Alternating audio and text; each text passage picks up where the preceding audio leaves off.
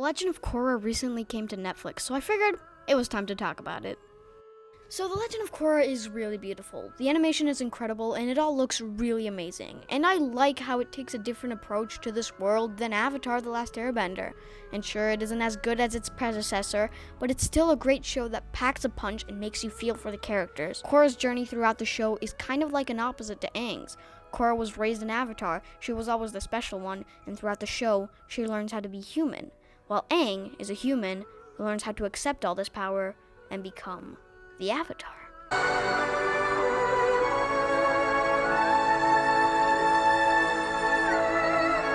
Book 1 starts off a bit rough. The show just gets into it and doesn't give us enough time with Korra, Mako, Bolin, or Asami, so we don't really get a sense of familiarity with the characters from the first episode. But after the first few episodes, the show does a great job at adjusting to the new characters and the storyline. Amon is a terrifying villain. He gives a sense of fear that really works. Although his ability to take away other people's bending through blood bending wasn't really explained, his character as well as Tarlok's character are established and given an incredible backstory that really drives them forward, especially Amon. And the scene where Tarlok blows himself up and Amon is still shocking to this day. It will be just like the good old days.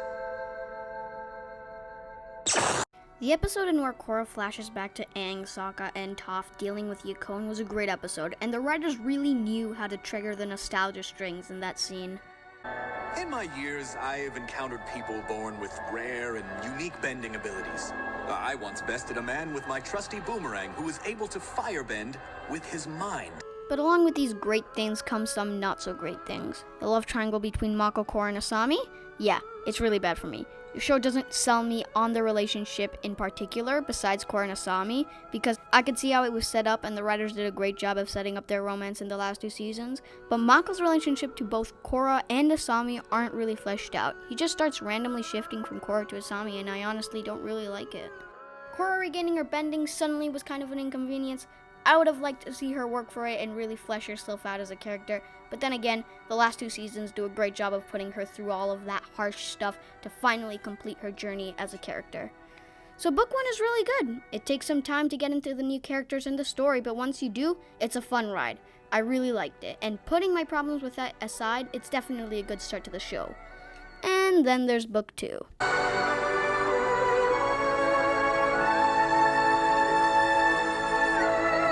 How do I explain book 2? It's definitely the worst season, but I wouldn't consider it bad. I really like the interactions with Tenzin, Bumi, and Kaya. Honestly, Team Avatar's kids are one of the best parts of the show. It's just great to see the similarities to their parents. Even their grandchildren like Iroh, Opal, or Janora. It's just great to see the descendants of the characters we associated with in The Last Airbender, and I love all of them. And it's even better when we get to see the actual members of Team Avatar like Toph, Zuko, Katara, and even Aang and Sokka in the flashbacks.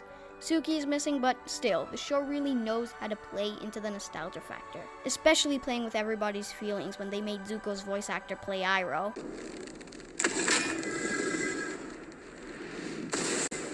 Thanks for looking out for me, Aang. Anyways, book 2 starts off pretty mediocre. We get the introduction to the Civil War and the spirits and all that. I really enjoyed Bolin's plotline with Eska, but the Nut Tuck one is kind of subpar compared to it. I love Varric and Julie, they were incredible characters, but I like them the most in book 4, and Asami barely does anything. The story here sort of feels bland, like it's heading nowhere. Where book 2 really starts to shift its gears is when Avatar 1's plot kicks in. The story starts to escalate and it gets better and better. Although I still hate the love triangle going on here. As I said, I like Korra and Asami's relationship much better than Mako and Korra or Mako and Asami because we really didn't get time to see how they would work. Whenever Korra is with Mako, she's always talking about sides and stuff, and Asami does nothing whenever she's around Mako. And Mako keeps shifting to one and the other, so I didn't really like the love triangle one bit. But the main plot gets way better after Avatar 1's story. It's great to see the first Avatar, and here's a shock. In these 2 episodes, I associated with Wan more than I did with Korra in the first 5 episodes of the show. Yeah, you heard me. It was really interesting to see the whole spirits thing, and The Legend of Korra really sells me on the idea of spirits. Which takes us to the final 2 episodes. Everything is going good so far, until the final fight takes an insane shift. The last 2 episodes go completely crazy. Vaatu and Unalaq merge into the Dark Avatar, and then they kill Rava. causing Korra to lose her connection to the past avatars. Now this is the most controversial thing in the show. Some people think it's crazy that Korra lost her past lives and it's a missed opportunity to have more Aang, but I think this gives Korra some strength. Now that she's alone, she has no avatar to seek guidance upon. She learns how to be the avatar the hard way, and she's insanely strong. Using the avatar state, she fought back the poison in her body and defeated Zahir at the end of Book 3, and at the end of Book 4, she single-handedly stops a spirit beam from hitting Kuvira. And sure, probably any avatar could do this using the avatar state, but the avatar state is where the avatar is in a state using all the knowledge of the past avatars. But Korra was all alone, meaning that all this...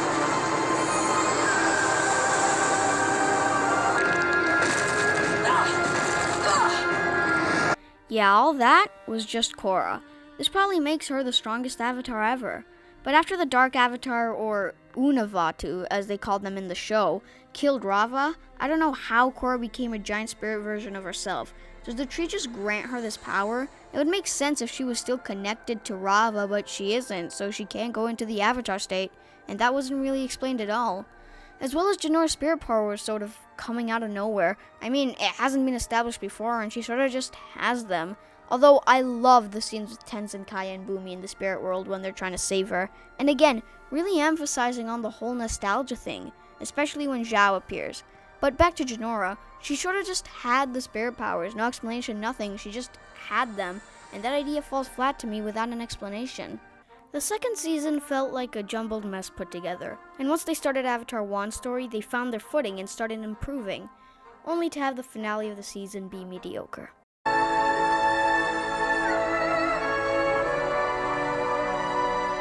Okay, so the first one was really good and the second one was okay, but what about the title? What makes this show so good? Well, in the final 2 seasons, the show starts to escalate a lot. The third season is really good at world building. I love the idea of the return of the Airbenders. I think it's super interesting and I honestly love it. Zahir and the Red Lotus are a huge threat, and you can see that throughout the season. Each of the Red Lotus members are unique and pose a challenge for our heroes. Zahir is a ruthless villain. Whether it's killing the Earth Queen, poisoning Korra, or beating the living hell out of Tenzin, he proves his point that he is a villain to be feared. And many people say that Amon is Korra's worst threat because Korra feared Amon the most. But Zahir continued to scare Korra even after his defeat. Zahir is a complex villain. His goals are interesting, and so is this whole Red Lotus organization. I love everything about these villains and are honestly some of the best villains in the Avatar universe. Zuko's incorporation into all of this was great, and I love all the Uncle Iroh appearances throughout the show. I also admire how Korra's father is an active waterbender who shows his skills throughout the show. I also really love Suyin and her family's introduction and her relationship with Lin. But this show is called The Legend of Korra, not the legend of nostalgia and great world-building ideas. Book 3 shows character, as Korra grows and is faced with more and more problems like the Spirit Vines in Republic City, the Earth Queen trying to kill her and her friends, or the Red Lotus itself. This season has a lot of great struggles she has to face, and she does it head-on, ultimately ending in her being paralyzed. And for nothing, because after all, the world will never rest. She is faced by herself. She becomes internally broken, and trying to rebuild herself only leaves her in more pain and suffering. The end of the season is a beautiful ending that I absolutely adored. As Janora removes her hood to reveal her airbending tattoos, she looked so much like her grandfather, Aang. And I think the animators purposely did this, just to be reminded what Aang was like. And I think the spirit of Aang is perfectly embodied in Janora, and that's why this moment hits so hard. Not to mention Korra shedding one last tear before the credits. Season 3 also does a great job of setting up Korra and Asami's relationship, and the story genuinely kept me engaged. I loved the settings from Zaofu to this tiny little village in the middle of nowhere. That place just looks nice and chill and pretty great all in all. The final battle is something I need to talk about. The action in this battle and violence all the more furthers Korra's complete breakdown in Book 4. The fight isn't gore or anything, but it's really intense.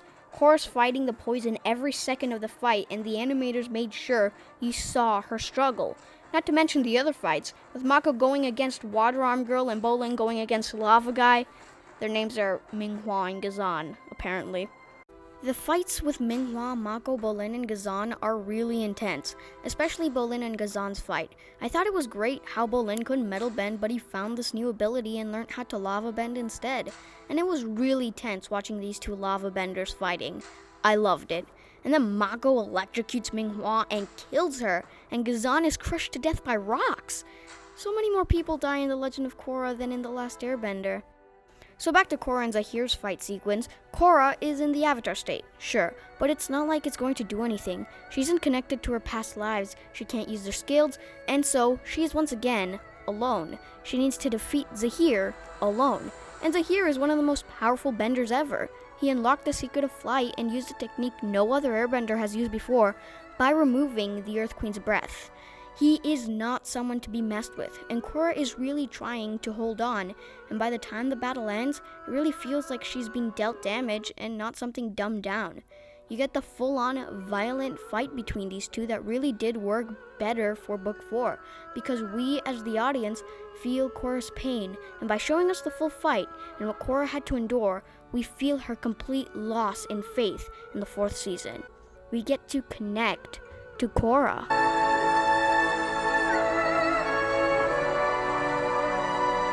So what about Book 4? Well, it starts off with a 4-year time jump. We get to see the characters and what they are doing. I especially like the situation Varric and Bolin are in with Kuvira, and I also really enjoy Prince Wu and Mako's dynamic, as well as just Prince Wu as a character. He starts off a bit annoying, but I started to enjoy him more and more as the season progressed. The season does a great job at breaking down Korra's fears, down to the point where she goes to visit Zahir himself. The scenes with Phantom Korra really do give you a sense of what Korra is going through, and you can really see her pain. With Kuvira, the newest threat on the rise, Korra needs to prove her worth and rebuild herself both physically and mentally. There's this scene that perfectly establishes everything. Some guy at a dock asks Korra for a picture because, she's the Avatar, and she does that. Then some thieves are robbing some stuff from a lady, and the guy at the dock tells her to take down the thieves, saying she's the Avatar. Korra then proceeds to fail to catch some random thieves, and the lady says, "You sure she's the Avatar?" Korra has lost a lot of self-esteem. She's taken down Amon, Unavatu, and Zahir, yet she fails to catch 2 simple thieves. She doesn't have the mental strength to do it. She's afraid. She's afraid of Zahir, she's afraid the world might not need her anymore, and she's afraid of herself. And in addition to that, the show decides to make us even more heartbroken when Toph shows up. I can't believe it. Toph? Nice to see you again, Twinkle Toes. With the help of Toph, Korra manages to realize that the reason she's having PTSD and is in a state of complete vulnerability is because she still has some of the poison in her. So she metal bends it out, and booyah! Done. No more PTSD. Which, in turn, would destroy everything I've said about her character. But actually, it wasn't the poison, and it was her mind all along. She is actually scared, even without the poison, and when she thinks she is free of Zahir, he keeps coming back to haunt her, down to the point where she needs to face him, head on, and only then will she regain her honor. Okay, yes, I'm going to address Zuko here. Hello, Zuko here. I think Korra's arc is a bit like Zuko's, besides the fact that she didn't have a redemption arc because she wasn't a villain to begin with, but they both needed to face their enemy head on in order to finally let go and do what they know is right. Zuko faces Ozai and Korra faces Zahir. And sure, Zuko's arc is way better, but Korra still has an incredible arc in Book 4. She talks to Zahir and in turn, no longer fears him. She knows he is locked up. She knows he can't harm her or anyone she loves, so she lets go of the past. She lets go of the battle and takes on Kuvira. And with her mind clear, she can finally focus so that everything in their plan goes great and they can save Republic City. Korra's arc comes full circle by the end, and she is a well-fleshed-out character. But what about the others? The Legend of Korra has many characters, and it does a pretty good job at juggling them. None of them are put to the front line as much as Korra, but the characters have development going for them and great subplots that really move their characters forth. I'm of course talking about the 3rd and 4th seasons, because in the first one, there are no subplots with different characters, and in the second, all the subplots range from mediocre to bad. Bolin's Eska story made me laugh a lot, and I really enjoyed Eska and Desna, while Bolin's Nut Tuck story doesn't really work for me. Mako and Asami's romance and their subplot sucks. I really don't like it, as I mentioned before. Their romance feels forced, and it kind of seems unbelievable that Varric is a villain. Now, with that out of the way, Mako and Bolin's subplot in Season 3 is great. It starts off with Kai, who I really enjoyed, and I really liked his relationship with Jinora. So Bolin thinks of Kai as a little brother, while Mako doesn't trust him. They get into a whole situation because of him, and Bolin's views start to shift a bit. But then they accidentally stumble upon their own family, and get to bond with them. It was great seeing some more backstory for Mako and Bolin, even though their grandma can be really obnoxious sometimes. Especially when she's worshipping a corrupt government and is completely prepared to let everyone die because she doesn't want to leave her burning house. I really like this subplot, and I think it's great how Bolin learns to lava bend and Mako sacrifices himself at the end of Book 4. Asami's plot is mostly intertwined with Korra, so there isn't much of a subplot because she's a big part of the main plot. In Book 4, she has a subplot where she goes to see her father. We didn't get enough time with this though. We only got like one scene, which ended in Hiroshi's sacrifice sort of feeling unearned.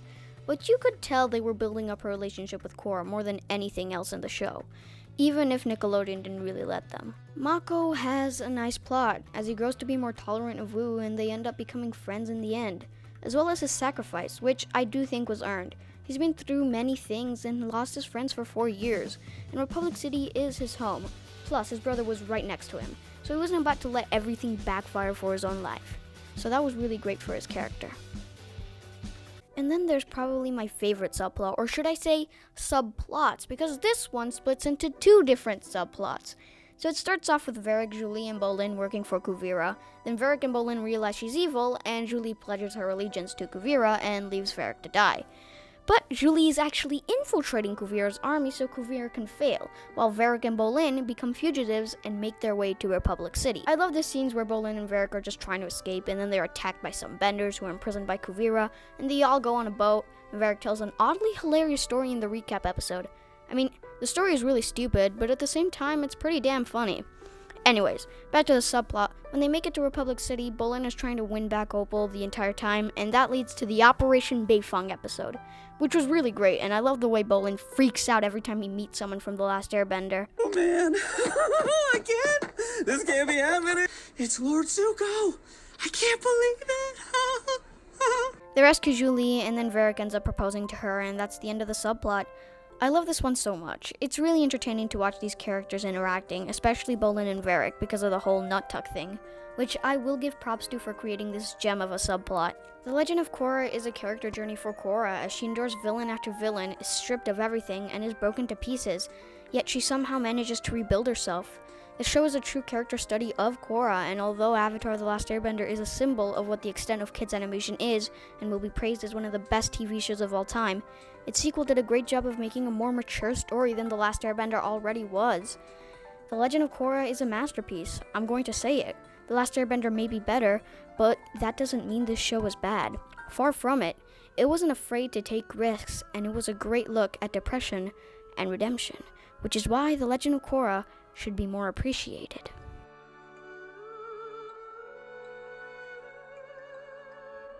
So that's gonna do it for today's video. If you like this video, don't forget to hit that like button and subscribe. That way you don't miss a new video when it comes out. And with that said, see you guys next time.